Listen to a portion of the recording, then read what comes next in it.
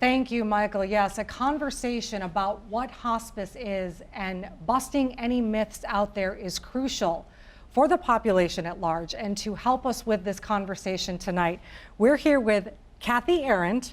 You're the Director of Community Relations and Marketing at Hospice of Jefferson County. And Andrea Parator, you're a resource nurse, a hospice resource nurse. First of all, ladies, thank you so much for joining us. We appreciate it. Thank you for having us. We're going to bust some myths, and it's very, very important that we do this. Before we dig in, tell us what Hospice of Jefferson County is. How long have you been around? Give me a little history lesson. Okay, Hospice of Jefferson County was founded by community leaders, some RNs. They decided that there was no hospice for the people of this community.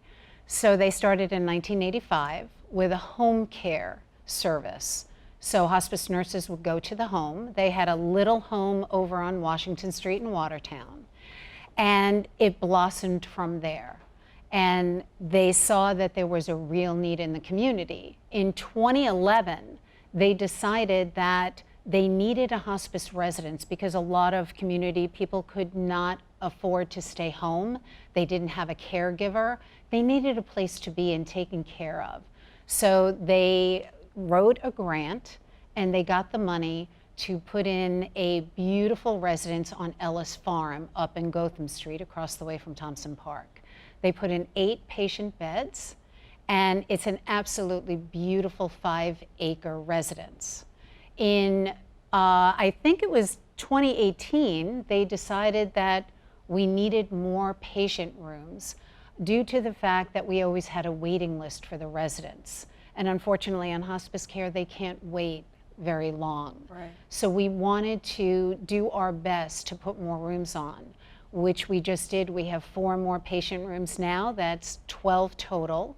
And we have some other ancillary rooms that are just absolutely beautiful to add to the beauty of our campus. Yeah, we're going to touch on that and show the newness of it. For folks who may not fully understand, what is hospice? Hospice is a service that delivers expert, compassionate, comprehensive care to those facing their end-of-life journey. And that would mean a terminal diagnosis of 6 months or less. The most important thing to remember about hospice care is that we offer comfort care to the patient, but we also care and support the family members and the caregivers with emotional and spiritual support. We have a wonderful group of nurses and social workers that make sure the entire family is taken care of. That was something I wasn't aware of when we started working with you folks, doing different stories, shedding some light on hospice. And it brought up myth busting, which was there's so many myths around hospice care that it's misunderstood. Andrea, talk to us about some of those myths so folks at home understand there's more to this than they may think. So with the myths of hospice, let's start at the very beginning. One of the myths is that my doctor will talk to me about hospice. With hospice referrals, they can really be generated and initiated by anybody, patient, family, friend, hospital, nursing home, or the physician themselves. The physician isn't always the primary person that's initiating that referral. It can be initiated by anybody.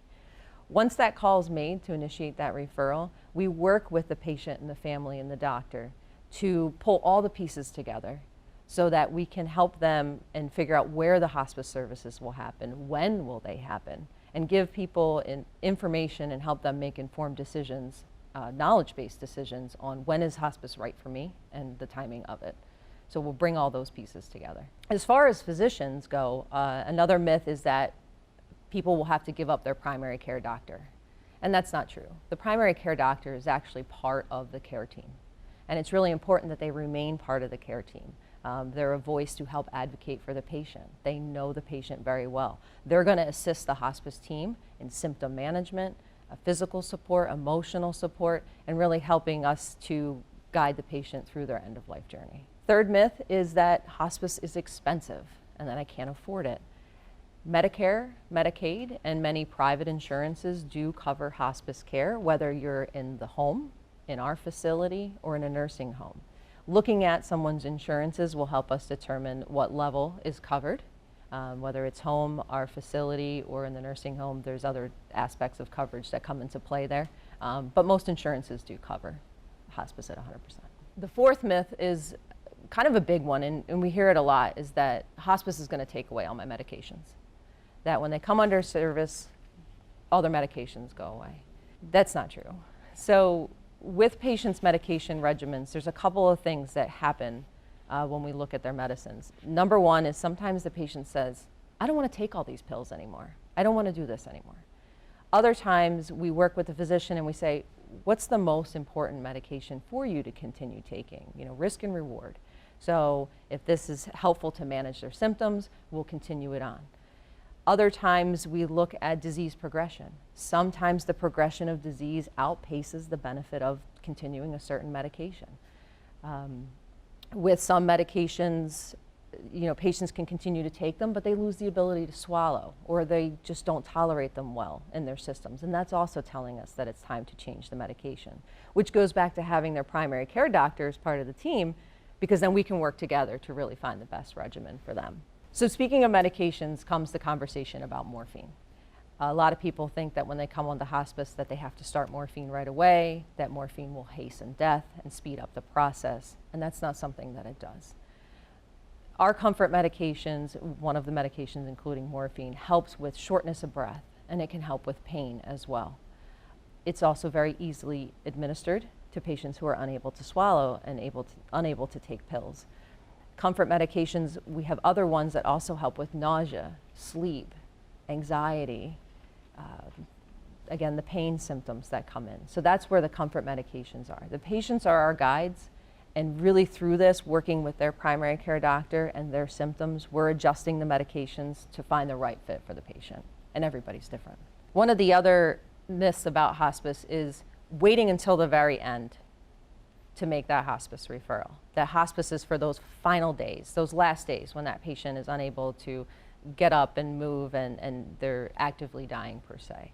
And again, this is another myth that we like to educate people about. The hospice really comes in when the treatment stops, not when someone is in their final days. The hospice benefit enables somebody to have hospice for 6 months, give or take, depending on their prognosis. Some go a little longer, some go a little shorter.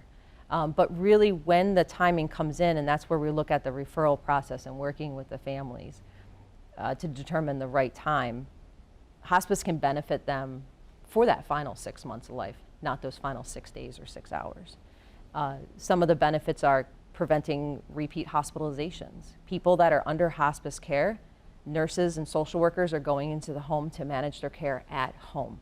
So that patient doesn't have to go to the hospital. They don't necessarily need to go to their primary care doctor anymore. That doctor's part of the care team, and we're the middleman for them.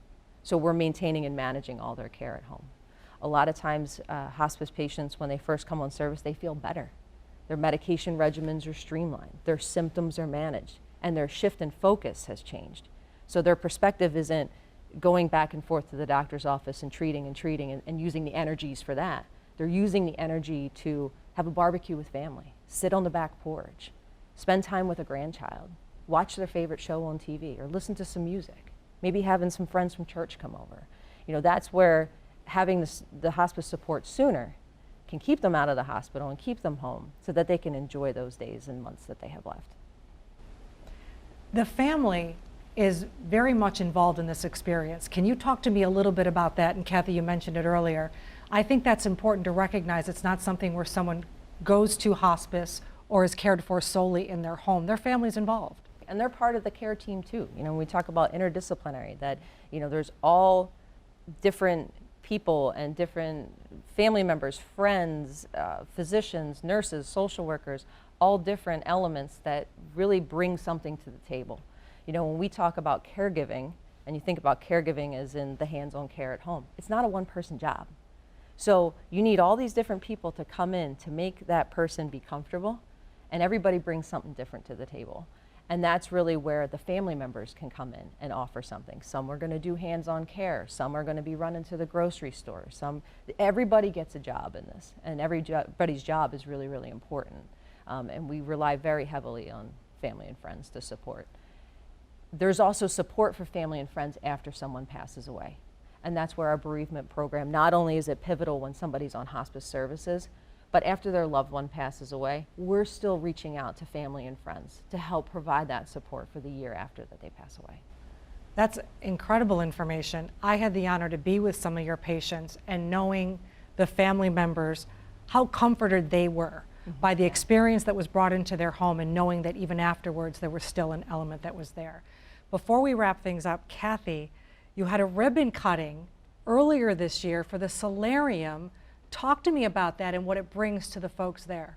Well, we did. We added as I mentioned, 4 new patient rooms. We added a beautiful solarium, new family room, and an activities room.